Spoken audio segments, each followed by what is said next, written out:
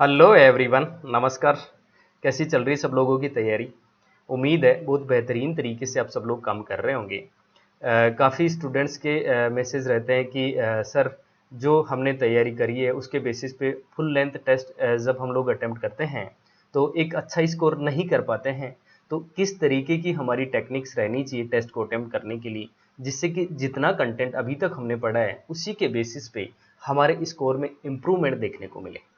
तो आज हम लोग बूस्टर डोज में केवल और केवल इसी टॉपिक पे बात करेंगे कि जितनी तैयारी हमने करी है उसी बेसिस पे हम लोग किस तरीके से हमारे स्कोर में जो है इम्प्रूवमेंट कर सकते हैं।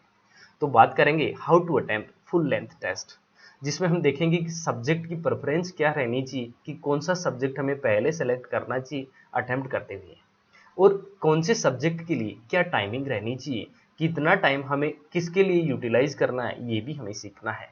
और थर्ड पॉइंट जो है वो सबसे ज़्यादा परेशान करने वाला रहता है, मेंटली स्ट्रॉन्ग कैसे रहा जाए।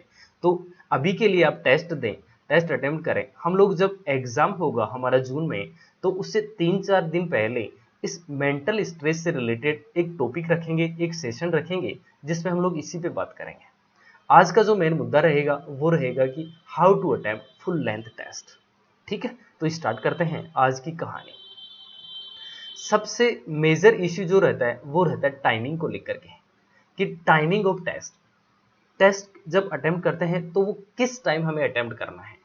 ये टाइमिंग इसलिए भी इम्पोर्टेंट है क्योंकि जब हम एग्जाम में बैठने जाते हैं तो मान लो हमने टेस्ट दिया है नून शिफ्ट में या फिर इवनिंग शिफ्ट में, तो हमारा माइंडसेट इस तरीके से बना होता है कि मॉर्निंग में तो हमने टेस्ट दिया ही नहीं है कभी।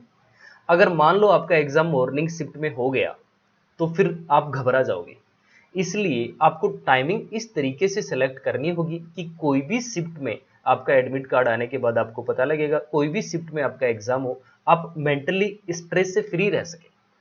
तो आपको पहला टेस्ट जो है वो देना है पहली शिफ्ट में, दूसरा टेस्ट अगले दिन नॉन शिफ्ट में, और तीसरा टेस्ट इवनिंग शिफ्ट में देना है, ताकि आप हर शिफ्ट के लिए प्रिपेयर रहें। तो पहला इश्यू तो यहाँ पे आपका फिनिश होता है कि टाइमिंग को किस तरीके से मैनेज करना है।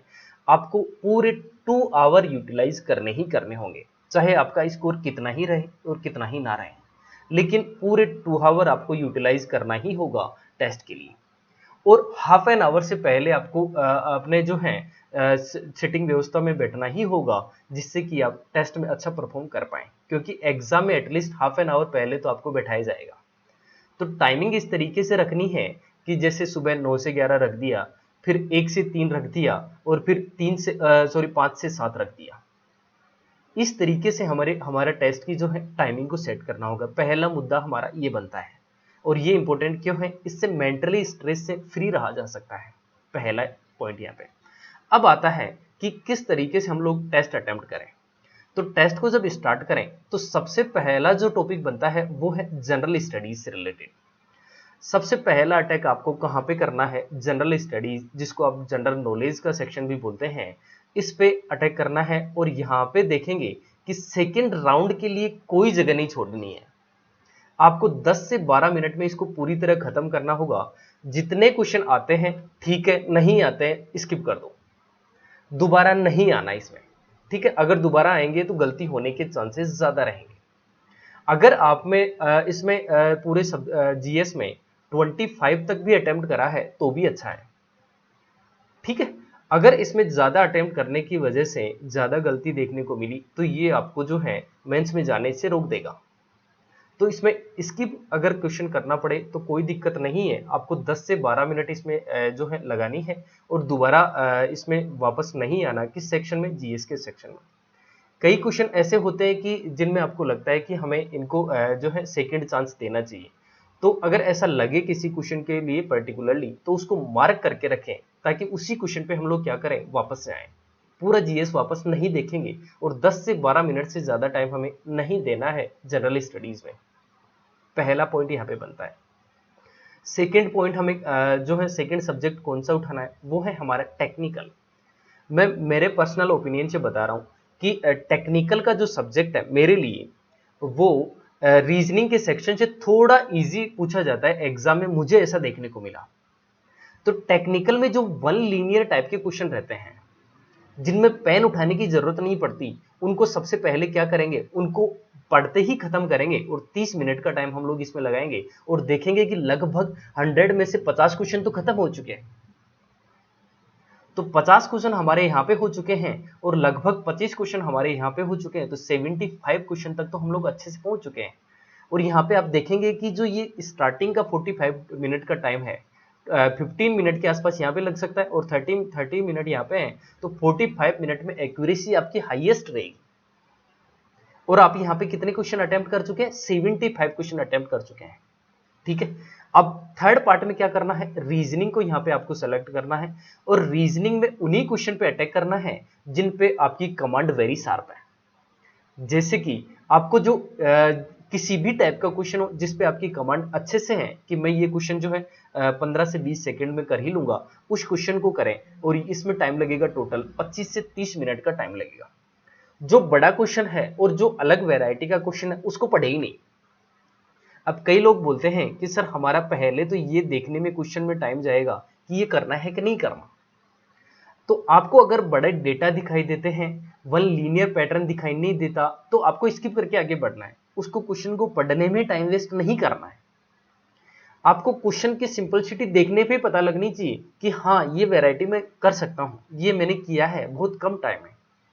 तो आप देखेंगे कि 25 से 30 मिनट के टाइम में आप लगभग 30 क्वेश्चन यहाँ पे अटेम्प्ट कर चुके होंगे और 30 मिनट यहाँ पे लगी और 75 मिनट यहाँ पे लग चुकी है, तो टोटल आपके पास टाइम लग चुका है 100 मिनट।